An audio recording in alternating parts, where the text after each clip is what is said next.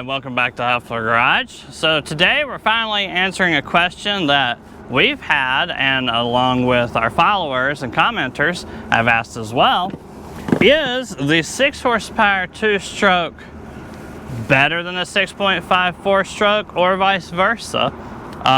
These engines are close to the same price, but it is a little more for the 4-stroke, and we kind of want to see what speeds we can get and test them out on the same boat, just so we have a very clear understanding of which one's better.